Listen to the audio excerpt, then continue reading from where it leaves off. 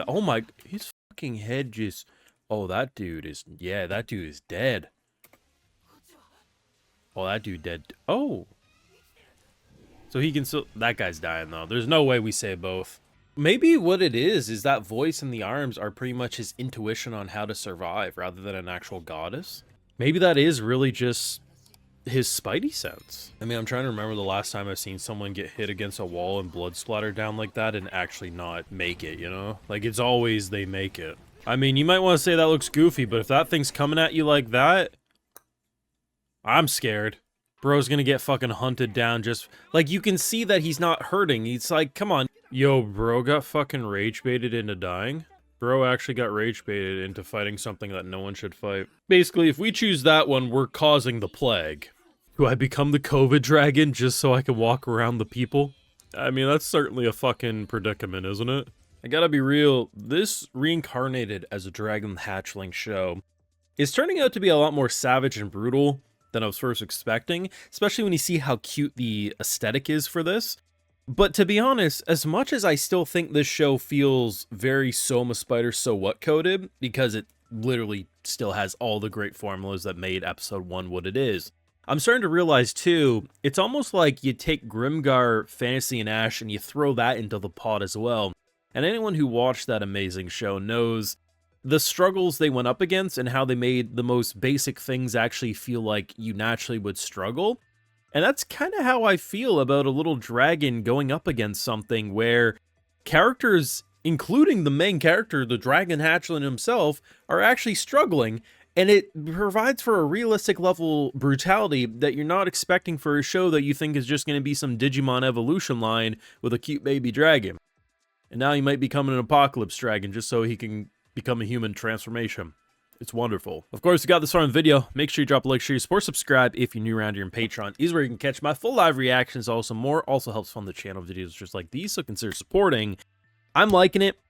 I'm liking it a lot. I also like the fact that whether or not it's like an actual goddess protecting him or it's just his natural navigation system, he pretty much has a spider sense. So Spidey sense kicks in when it basically says, bro, I'm trying to pull you away. You're trying to fight a rock dragon. That rock dragon is going to kill you. It's time for us to leave. And bro has to like override his instinctive nature. And it's like, it's an interesting way to like detail something because we all have intuition, we all have gut reactions, but it does feel like animals maybe have a bit better of it at times. And it almost feels like in this case, it's like the animal's survival instincts trying to pull it away. Bro, we can't fight this, let's run away, but with a more goddess programmed oriented twist. And like I said, I do think there's more of a Grimgar situation going on here than I first gave credit. So anytime, now I didn't read the menu stat at first, despite it being right in the foreground, I noticed in this shot initially, I'm like, damn, bro got hit against the side of a wall. But I'm so used to these shows making characters like this live. This guy, who knows what happened? I have to imagine the dragon probably tail whipped his ass into the side of that wall, maybe bit him and threw him, who knows what. But should you survive that? Realistically, probably not. And what happens? He died. And as far as we can tell, there ain't no revival magic. Bro got slammed probably as hard as physically possible against a side of a wall. And while we don't see probably his skull shattered, that scene is actually one of the more brutal things I've seen this week, which is saying a lot. Sometimes telling, not showing, can get across a lot more brutality than just showing his face maybe mutilated with bones sticking out and stuff like that. And I think a lot of people will probably just be like, oh, you know, a random guy we didn't really give a shit about died, who cares? But that's the thing, is like, even though these two weren't really nice to Mr. Dragon Hatchling at the beginning of the show, Dragon Hatchling was a dragon. It looked like a monster trying to attack, right? I mean, not everyone's going to act like a cute girl saying, hey, mister, this dragon might actually be okay, right? Like, it's a monster that can't communicate with them. It looks like it's going to jump them. You know, we got to put yourself in their shoes. It looks standoffish. Did they deserve this fate? No. Is it funny, though, to learn that bro actually got himself killed because he got rage baited into being told he can't defeat a rock dragon? Yeah. The thing that I like the most is how much he's going to seemingly struggle with the interactions of other people. Because what he ended up doing was he carried the girl back. Like, he tried to fight, didn't really work out well, grabbed her body, and then ran. But it's not like he could have just done that right from the beginning. The dragon very much had its eye on the girl. Stopping it from eating the girl means it's trying to eat you, and once you do enough damage that it's kind of in its recovery mode, grabbing her and run means that it will just focus on the meal that it has in front of you. Bringing her back to a village, even though it does look weird at a face value, realistically, it could just look like a dragon carrying off its prey. Is it unfortunate that he immediately gets attacked because of a good deed? Of course it is. But at the same time, I'm just very impressed by the realism of what should happen. Is she obviously piecing together what's happened? Of course. But frustrating as it is to see a good deed get punished, we do have to take a step back and treat things realistically. We can assume in this world, no one's ever seen a dragon carry a body for a good deed, right? No, like, it's probably trying to eat, kill, whatever. And, you know, as weird as it is, they probably just assumed it was trying to attack, right? So it's frustrating that he got attacked for it, but it's like, it's one of those frustrating, realistic depictions that without it, the show would feel a lot more cliche, right? And of course, because she's okay and she's remembering some key detail, she's probably going to talk to the dude who was at the front line of the massive dragon attack at their village, and she'll understand what's happening and it'll be great. But I think this is one of those details that you don't see a lot, and I think there will probably be some people who watch this episode, oh, fuck those villagers, they blah, blah, blah, but it's like, that's the realistic route. And sometimes making it frustrating and making the character struggle more, not just because you just want to see them always suffer, but this is still the early stages, right? Like, he shouldn't have proper communication with everyone, and seemingly the only one who has a bit of communication is her.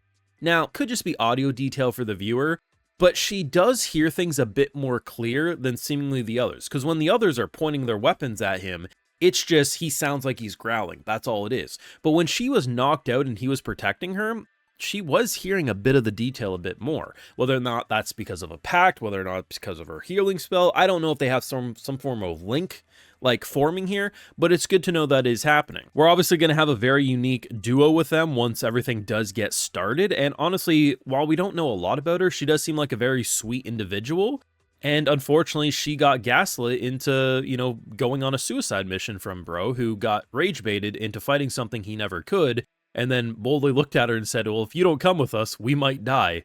Gotta love that shit. It's really funny though, because he has like 5 different paths for his evolution line right now. A lot of them are kind of similar to where he's at. Another one's kind of magic oriented. And then there's just death. Like that's one of the evolution lines. The plague dragon. Hey, do you want to walk around as a walking catastrophe? No. Oh, but there's a human evolution skill in that? And I gotta be real, I'm not sure which one he's going for. The biggest thing that's throwing me off is the ending song, because based on the look of this, right? To me, the one magic dragon that's like more oriented around magic-based abilities is apparently like polka dot and has more markings, so I'm like, oh, maybe it's that. But then again, maybe the plague dragon looks like this. I don't know, to be honest. And then I think, well, if we're going the route of she's detailed like she has this kind of like, I don't know, this kind of reminds me of nature, and I'm like, okay, she's a healing mage. Maybe that indicates that we're foreshadowing he's going for the healing dragon route. I don't know. But I will laugh my ass off if he goes for the plague dragon, and the human transformation skill is just like a 2-legged dragon in the form of that. That would be very funny to me. Though it is funny to think about our character might end up becoming the COVID dragon and just bringing plague wherever he goes. Wouldn't that be a wild twist? I mean, at the end of the day, this was probably the show that I had the least expectations of in terms of an isekai. I thought it might be mindless fun, not actually pretty intense with, you know, an emphasis put on the emotional state of characters rather than the, like, visually what we're seeing. This show's more brutal and interesting than I first gave credit, and I always love to be proven wrong, because it's always good to have extra Isekai to watch this season. Let me know your thoughts down below, though. Drop a like, share, support, subscribe if you're new around your Patrons, where you can catch my full live reactions, also more. Like, hey, I love to give video shouts to my patrons, because I make this all possible. So today we got DYR, Slazel, Isiel Sedera, and we also have Jacob McCarthy. So I appreciate the support. Please take care, and you all have a good one.